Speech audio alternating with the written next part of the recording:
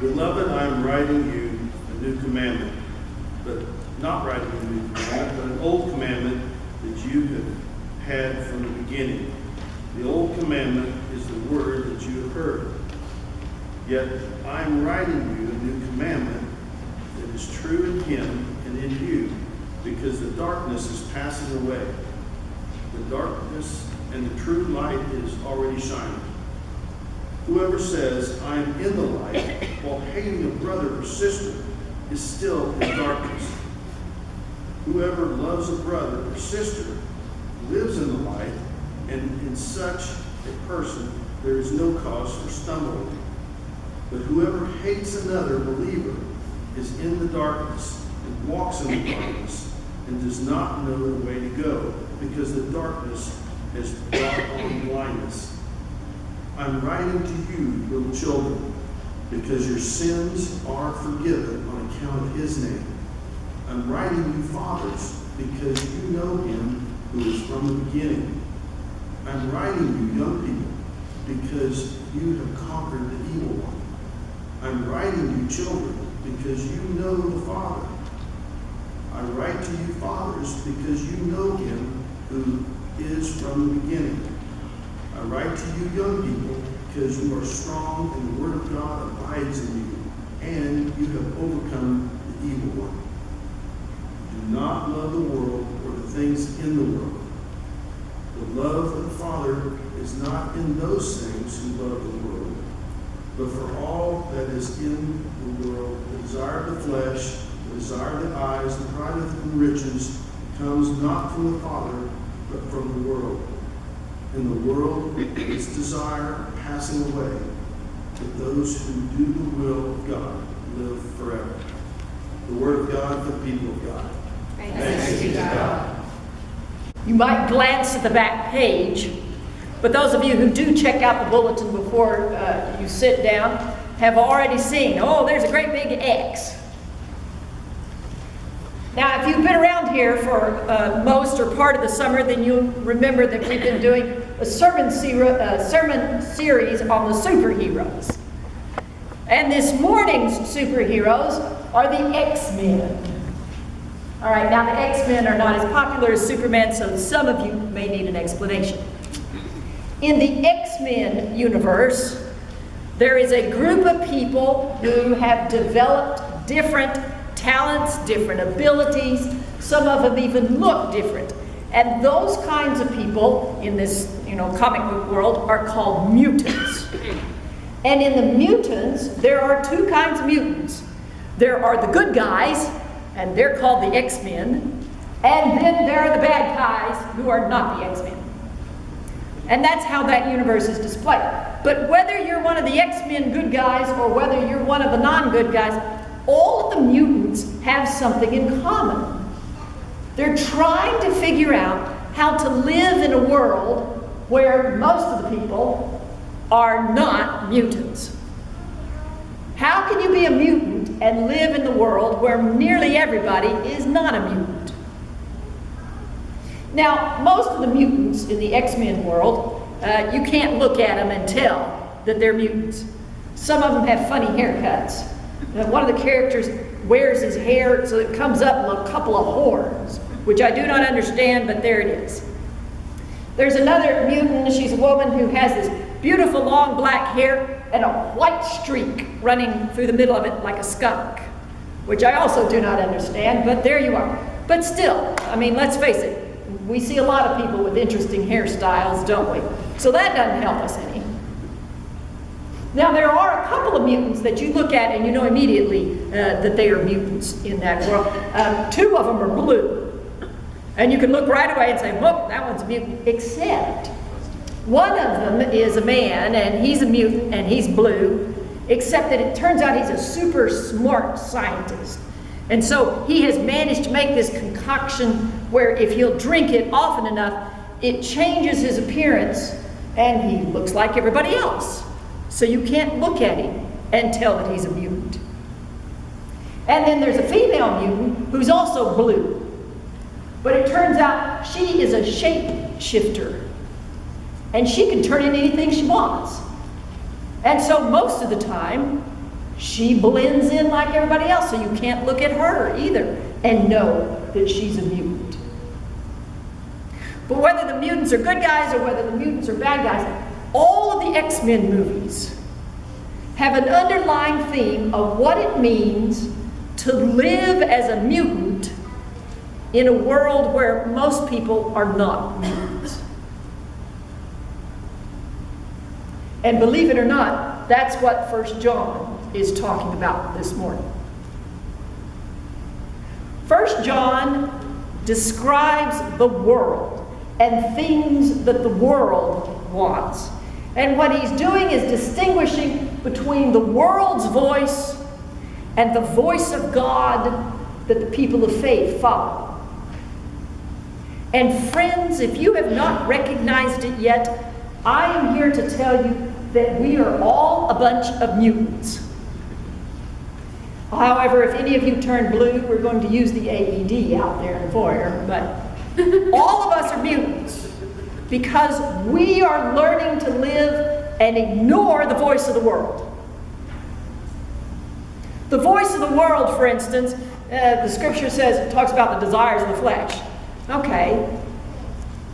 Poor Cindy Wagner. You know, Bill Wagner's wife had surgery a couple of weeks ago, and now she's at home, and she can't go anywhere, and she can't drive, and she's not supposed to be out of the house. And Bill reported this morning that she is bored out of her mind. And he says, all she's doing is sitting there watching TV. And I said, oh, I'm so sorry, because there's nothing on TV, is there? Especially during the summer. I mean, it's true, right? But if you have ever watched any of those 30-minute sitcoms, every last one of those 30-minute sitcoms these days are based on the notion that you can't be friends without having sex.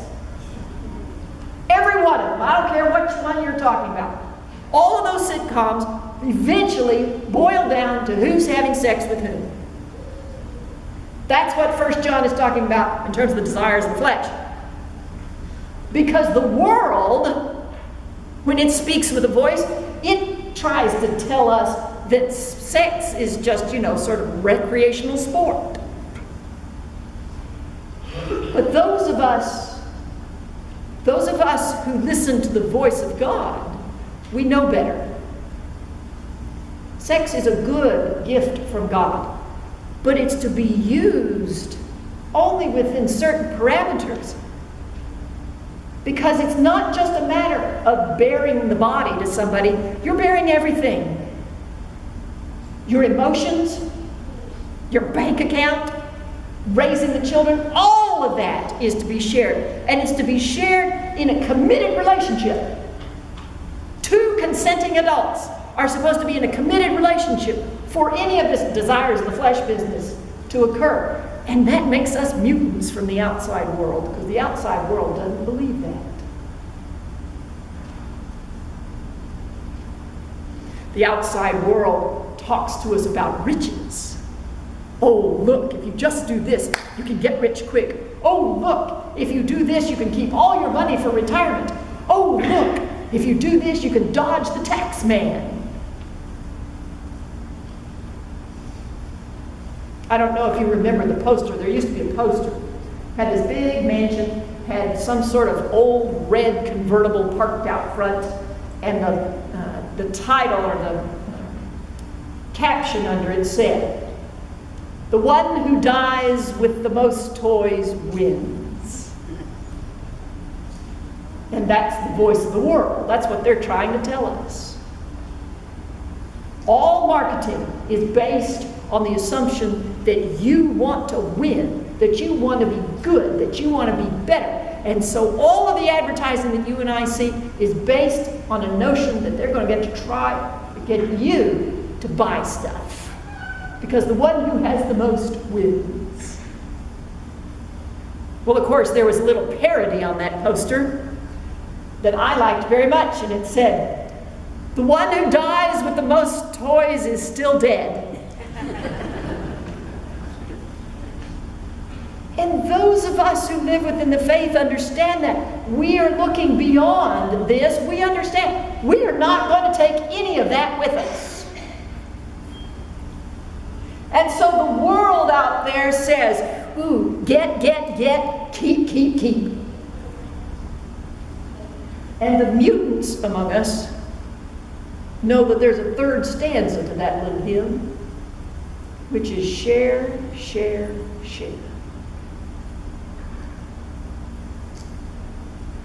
Those of us who follow God understand the voice of God that says, by the way, all that stuff is not yours anyway. You have it in trust. And there's going to be accounting sooner or later about how you're using all that stuff that I've trusted you with. And the people of faith understand that. Or at least we struggle to understand that. If you've ever been to an estate sale, you go around an estate sale and, you know, if you're married to a coin collector, you go to a lot of estate sales. And so I go to estate sales and I look around and I think, one day this is going to be my stuff. And I can just see how it's going to be set up, and I can see what it's going to be priced. And those of us who are mutants, those of us who are the people of faith, understand that the world is trying to sell us something, that the world thinks that money is the answer to everything. And we know better than that. We have a God who shares. And we follow a God who gave everything for our sake. And that's what we're supposed to be like. And the world looks at people who give their money and they think, you all are a bunch of mutants. You're a bunch of outsiders. You don't understand. Now, if you're a pastor like I am, you look at a lot of statistics, especially in the giving department, turns out that the people of the United States are a very giving bunch.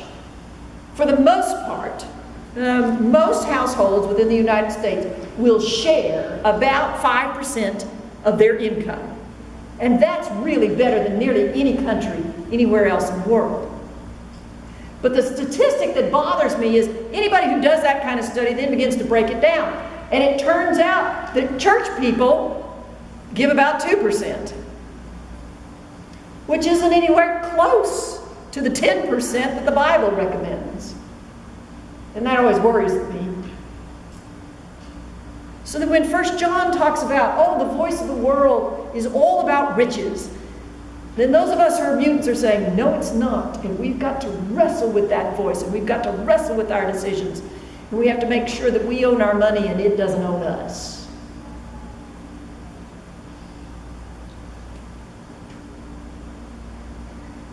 Now, I don't know if you have ever stood in line at the grocery store, you know, and they always have all these magazines. Have you ever seen those magazines at the checkout line? Yeah. See those magazines at the checkout line at the grocery store? And they are promising you that if you will just buy this magazine and just do this diet and just do these exercises, then you can look like the person on the front of the magazine. And the person on the front of the magazine is always thin and beautiful. And those of us who are the people of faith know that that's nonsense. When I was in school, there was a study done by psychologists. And what they were doing was trying to train chimpanzees to distinguish between beautiful people and not so beautiful people. And they did this by showing them various pictures of various people. And it turns out that chimpanzees have no concept of what's pretty and what's not. But what the scientists learned was that chimpanzees excel at sorting pictures that have been touched up and not touched up. Like all of those magazines at the checkout counter.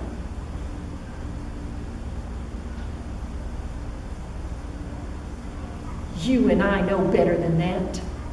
You and I know that not everybody is going to look like a model on the front of the magazine. But you and I realize that every single human on the planet, no matter what kind of arthritis, no matter what kind of wheelchair, no matter what the disease that's come along in their lives, every last one of us is created in the image of God. And that makes us beautiful. And 1 John warns, says, the voice of the world wants you to be pretty. And those of us who follow God, friends, we are mutants because we understand everyone is. Everyone is.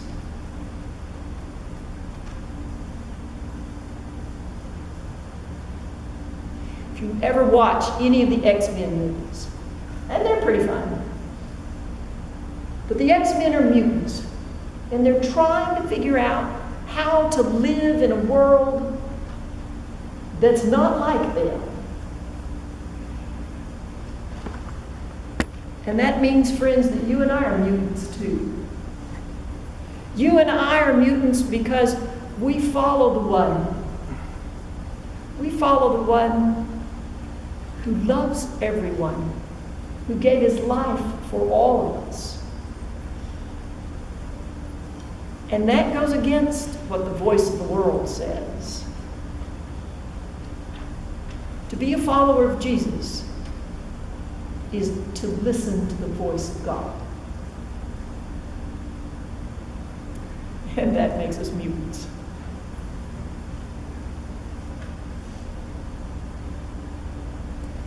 In the name of the Father, and of the Son, and of the Holy Spirit. Amen.